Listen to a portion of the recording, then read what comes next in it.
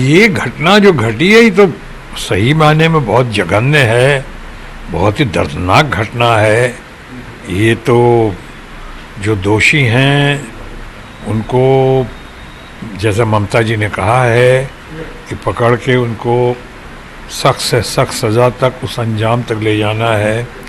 ये डिटेरेंट नहीं होना चाहिए, कभी नहीं होना चाहिए, किसी कीमत पर नहीं होनी चाहिए। और इस तरह से हुआ है। ये सारे आप मेडिकल प्रोफेशंस को, सारे लोगों को आप एक डर का माहौल उनके सामने पेश कर देते हैं अगर ऐसा होता है तो, जो हुआ है पूरे देश में। लेकिन एक साथ साथ ये भी कहना चाहूँगा, एक तरफ इंक्वायरी चल रही है और हमें लगता है कि ये मैटर इसके लॉजिकल कंक्लूजन तक आ जाएगा अभी शनिवार रविवार तक। और जैसा ममता जी ने कहा है, जो देश की सर्वाधिक लोकप्रिय, कद्दावर, मैच्योर्ड और पॉपुलर लीडर हैं, उन्होंने कहा है कि अगर नहीं हुआ तो हम इसको सीबीआई में भी देने को तैयार हैं, हमें कोई आपत्ति नहीं है। लेकिन इसके साथ जुड़ा हुआ एक और कहना चाहता हूँ, भले ही बहुत जघन्य है, बहुत ही दर्दनाक घटना घटी है और हमें उनके परिवार के साथ, उन लोगों के, उनके डॉक्टर्स के साथ, उनके हॉस्पिटल के साथ, जो लोग उनके समर्थक और उनके साथ देते रहे, हम उनके साथ बहुत संवेदना और अपनी सहानुभूति और प्रार्थना अर्पित करते हैं। ये जो जघन्य, लेकिन साथ में ये भी कहना चाहूँगा कि ये मेडिकल प्रोफेशन अभी भी चंद प्रोफेशन में है जिसको अभी बहुत लोग नोबल प्रोफेशन मानते हैं। अभी घटना जो घटी, भले कितनी जघन्य हो, दिल्ली में नहीं घटी है, वो घटी है कलकत्ता में।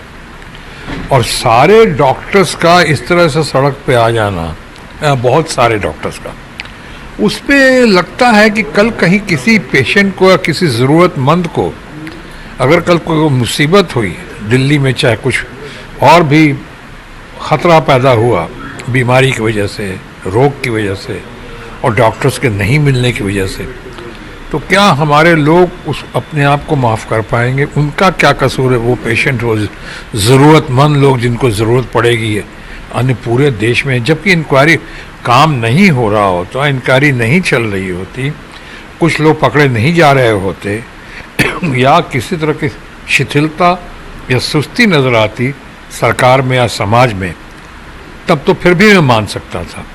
मेरी प्रार्थना है, अपील है कि ये प्रोफेशन, हालांकि इस प्रोफेशन में भी वो पहले वाली तो बात नहीं रही जो, लेकिन क्या कई लोग तरह तरह की बातें और भी करते हैं, लेकिन इस तरह से सरकारी अस्पतालों में, बड़े बड़े अस्पतालों में इस तरह से बाहर आ जाना, सहानुभूति, संवेदना हम समझ सकते हैं, और उसमें आप अपनी ड्यूटी से विमुख हो रहे हैं।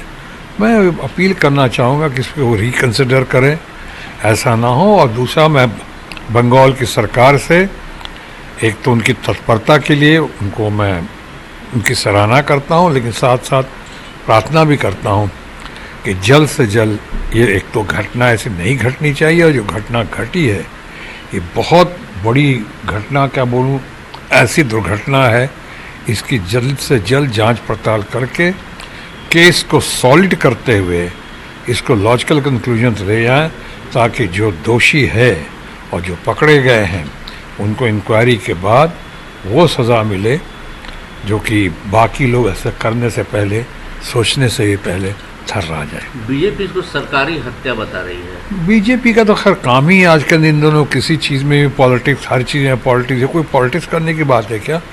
मैंने खुद कहा कि भाई अगर बंगाल गवर्नमेंट या बंगाल के समाज, बंगाल के लोग में वो तत्परता नहीं होती, इनके क्राइम के बाद से ही मामला शुरू हुआ है और उस मामले में देख रहा हूँ काफ़ी मुस्तैदी के साथ वो लोग लगे हुए हैं। थोड़ा मौका तो दो। सरकारी हत्या कैसे?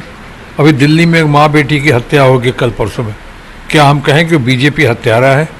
अभी तो वैसे से कितने कांड हुए हैं, हमारे दोस्त लोग हैं बीजेपी में, देश में कहाँ कहाँ क्या क्या कांड नहीं हो जाते हैं।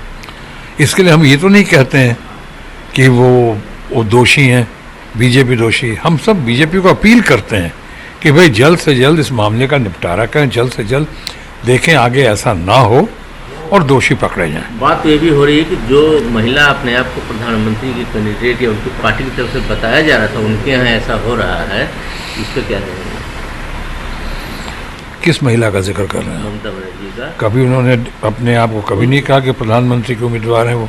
आरोप ये जरूर है, ये लगा अपोजिशन वाले तो करेंगे, उनके पास और कुछ कहने को नहीं है। अभी अभी मुंह की खाई है उन्होंने, अभी अभी मुंह की खाई है। जो नारा देते थे अब की बार 400 पार, और अब उसका पिछली बार नारा दिया अब की बार बंगाल में 200 पार।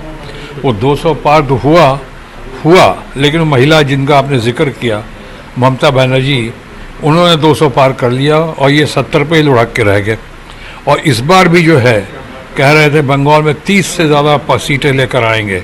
30 तो छोड़िए, 19 संभालना मुश्किल हो गया। 18-19 थे वो भी नहीं आ पाए, 11-12 में फैसला हो गया, लुढ़क गए। तो अब अपने फ्रस्ट्रेशन में, डेस्परेशन में अगर ऐसी बातें करते हैं, ऐसा नहीं कि प्रधानमंत्री बनने के काबिल नहीं है ममता जी। ममता जी ट्राइड टेस्टेड सक्सेसफुल हैं।